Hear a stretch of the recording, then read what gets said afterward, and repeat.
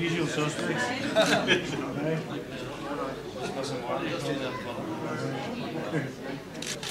Lovely, thank you very much indeed.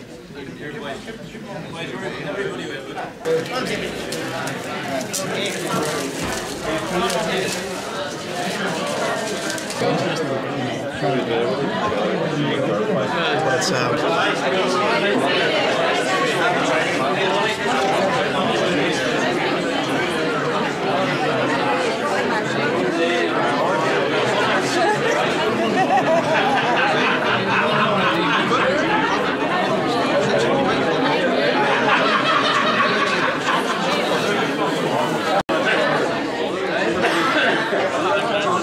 One more time, Jim, just so you look us way, Jim.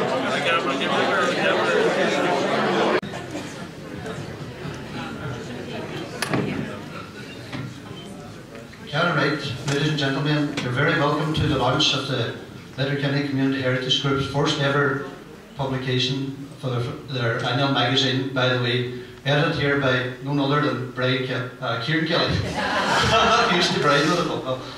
But it's a very cold night, and I appreciate the crowd that's come along here tonight. So hopefully there'll be a few surprises in store. And of course we have McClintock here, a very well known local historian, to launch it tonight as well. So thanks very much for coming along. Just going to hand you over here to Kieran now, who's going to say a few words. Okay.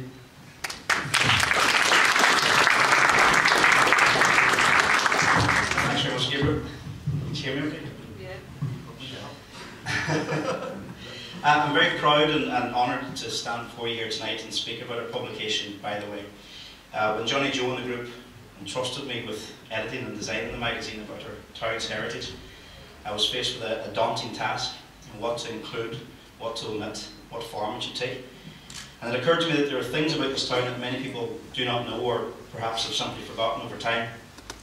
But there are also many people in town who hold this knowledge and throw it out to you at an unsuspecting moment. Like, by the way, did you know that Ardcolmkill is 50 years old this year? Or some other piece of information about the town. Hence the name of the magazine, by the way. And I have to give credit to Gabriel for helping me with that. And you can tell him I said that. I remember sometime in the early noughties looking at some of the several cranes that were towering over Letterkenny skyline as old buildings were being taken down and new ones were put in their place. And thinking of that line that Luke Kelly sang about Dublin in the railroad times, as the great unyielding concrete makes a city of my town. Well, now that dust has settled and the Celtic tigers in hibernation, we can now ask ourselves what remains of Letterkenny and the town that we once knew. And the answer, of course, lies in its heritage. We as residents of the town have a responsibility to keep alive the history and the heritage so that it is passed on safely and securely to future generations. With this magazine, we believe that this is one such way to do just that. The Letterkenny Community Heritage Group wanted to gather together stories about the town that people may not know, or as I said, perhaps simply forgotten. In this issue, we look at memories of growing up in Century Hill by Johnny Keys and of Ardcolmkill by Ali Moore, and they both vividly recall fond memories of these areas. We also have an article by Gabriel about the history and heritage of the Church Lane area. This artery off the main street is sadly starting to grow neglected over the years, with empty houses and businesses along it, and we've perhaps forgotten its significance in the town's history. Alan Spear writes about the history of Presbyterianism in the town and of his meeting house in the main street, while Jimmy Kavanagh informs us about the origins of the town council, giving us extracts of minutes from the early meetings. In 1899, for example, it was recommended that the town's water supply would be turned off at 8 PM every evening and turned on again at 7 AM to preserve the supply. We must also remember that under the new reforms proposed by the government, the town council will cease to exist next year to be replaced by a municipal authority. The first town clerk of the Urban District Council, John G. Larkin, was the great-grandfather of our current town mayor, Desi Larkin, and he himself writes an article on the early days of playing football for Old Town in the Letterkenny District Schoolboys League. Now, people might argue that as schoolboys football is still very much in good health. That's not really history. What, as Desi writes in his article about a time when a successful Liverpool side dominated English and European football, I mean, what else could you call that but history? Jilly Sweeney and Gabriel Flood have written a lovely article remembering the links the town has with World War I. 2014 marks the centenary commemorations of the beginning of this terrible conflict, and it's only right that we as a town and a community remember the almost 100 men from Letterkenny who lost their lives in the fields of France, Belgium and Turkey, as well as those that returned home to be shunned by many Irish people whose outlook had been changed by the events of 1916. Leaving politics aside, these men of all religious denominations deserve the right and the honour of being remembered. Niall McGinley and Paddy Hart have been instrumental in keeping alive their memory locally, and we highly recommend that you read their respective accounts of the war and how it affected Donegal. Paddy Walsh remembers the Old People's Press office on the main street above the CYMS, and we've even included the front page of that paper from 19 years ago this very week, in which we discovered that the headline news was the taking over of the Courtaulds factory by a US firm called Unify. My own article deals with a meeting that I had once with the one and only Michael Palin of Monty Python fame. At a small gathering in 2005, he informed us that his great-grandmother, Bruta Gallagher, was from a small town in Ireland called Letterkenny, who emigrated on a coffin ship to America in 1845. I'm delighted tonight to announce that I've been in contact with Mr. Palin in the last few weeks, and he has expressed a keen interest in visiting Letterkenny very soon. I've actually posted him a copy of the magazine for his perusal. Finding a suitable date in his hectic schedule is the current step that we're on. He has been from pole to pole and around the world in 80 days, so let's hope that the newest pin that he adds on his word map of places that he has visited will be sticking out from Letterkenny town. This magazine is the most recent publication in which we remember the town's rich history and heritage, but it would be remiss of us as a group to forget the shoulders of the giants that we currently stand on. One such giant of Letterkenny heritage is Sam Fleming, who published many books and articles over the years, keeping alight the flame of the town's history that has been passed on to us. May McClintock, another local treasure of the preservation of our heritage, writes a special tribute to Sam in the magazine and remembers fondly the efforts that he went to in raising the stock of the town with his involvement in Macron-Ferma and the Folk Festival. And we're very proud to have Ray Fleming here tonight. This is just some of what to expect in this issue of By the Way. This is a hard-working committee, and we thank everyone for their contributions, especially our sponsors. Anyone who has a love for the town is more than welcome to join our hard-working committee. And if you yourself have an interesting story to tell or an interesting photograph that you would like people to see, we would gladly welcome your input for a future issue. You can contact anyone in the group, and we'd love to hear from you. There's a reason that it says Issue 1 on the front cover. This isn't a standalone publication. We hope to be back with many more. In conclusion, I must also remind you that this magazine, of course, is not just for the adults. We also have a Letterkenny word search, Learn to Draw with Jarlath Duffy, and a Design Your Own Town Crest for the younger readers. The meaning of the symbols of the town crest is explained also, and we discovered that the motto for the town is Ubique Urbem Reminiscar. Remember the town wherever you are. I can think of no better way to sum up than to repeat this motto, as it neatly encapsulates the objectives and purpose of the Letterkenny Community Heritage Group and its publication, By the Way. Ironically, in this age of social networking, Facebook and YouTube, we seem to have become more insular as a community and tend to forget where it is that we come from, and how the town needs us to preserve and keep alive its heritage and pass on the flame of knowledge that we have received to future generations of Letterkenny residents. And so to all Letterkenny people, both here tonight and further afield, Ubique Urbem Reminiscar. Wherever you are, remember the town. For me, Magical Blair.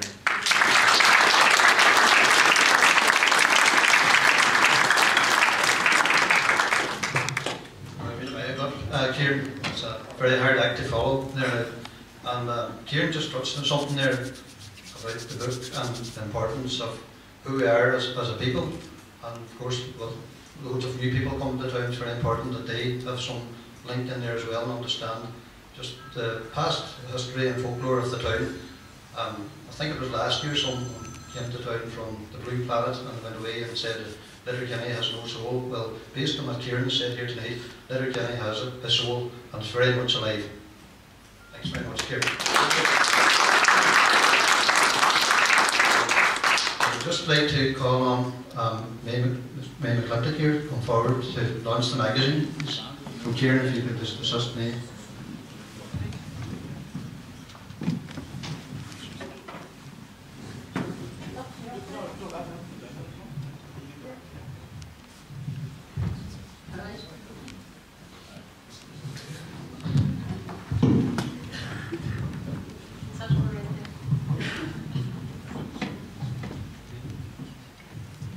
I was thinking the other night, how are you remembered? Could anybody put their hand up and tell me who used to say before every sentence, I mind the town, I mind the time? Well, that man's forgotten. That was Hughie McKendrick. Any other sayings that we remember? There's nothing down there. Hands up. Who said that? Here's Steve. Here's Stevenson. But there are other ways of being remembered. By what we do and what we are. And Sam Fleming, in my mind, is one of those people because he was involved in everything that was going on at the time. From Macron and Ferma through the FCA, or not the FCA, the FA, the farmers.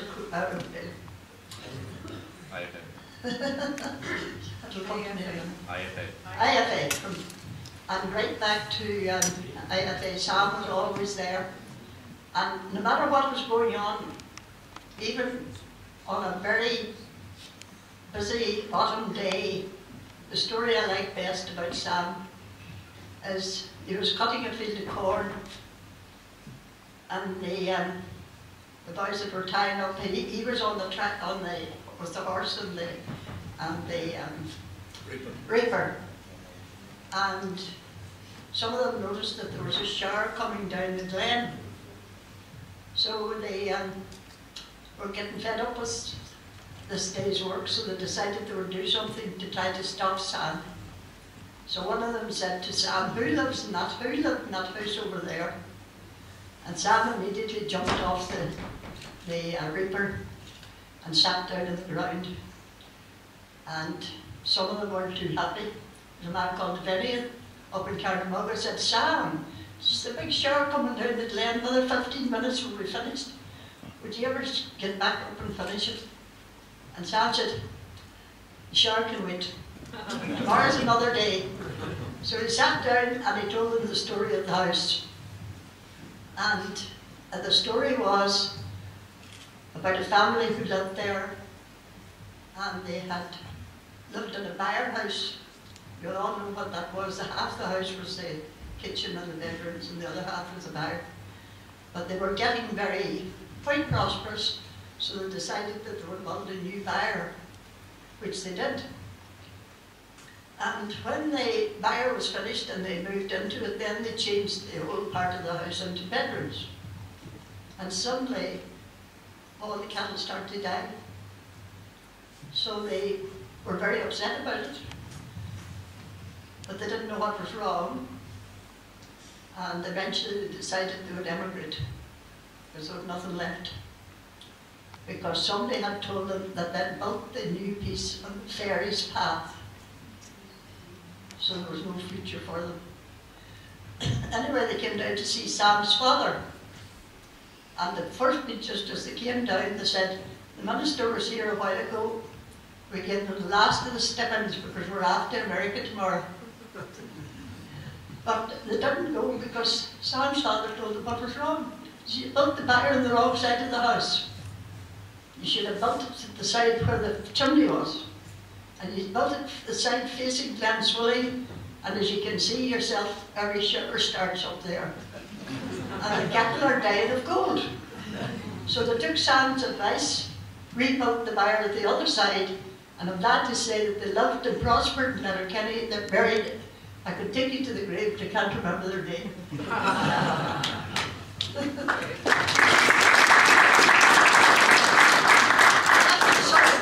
That was the sort of the way that Sam did his business. He talked, but he worked as well. And I hope that this magazine now, and it's a follow-up to the Letterkenny Annual, will live up to the same expectations. I'm very pleased to be involved with it, very pleased to be involved with the Flemings in every way, and I wish it every success.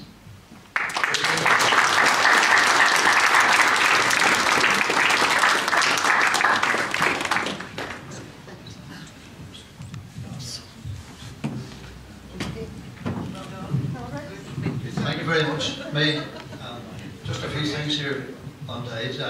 Our first citizen councillor, our mayor, Des Larkin, sends his apologies. He's in America on official duty this week, so he couldn't make it here tonight. I think maybe Liverpool wasn't playing this week when Desi got away. Another thing would be these things aren't possible without the support of town council and of course the sponsors. And for Brian Gallard here, who always provides us with the station house here for our meetings, that we have some gratitude, deep gratitude for Brian. So just can you give her a round of applause, please?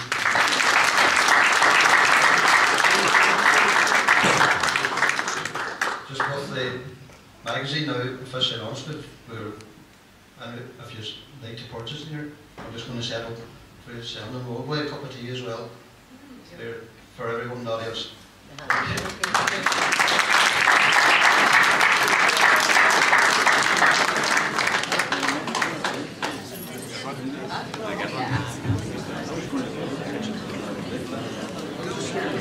Just bring this down here to one side, so I'm going to let this buy the magazine from here from the side.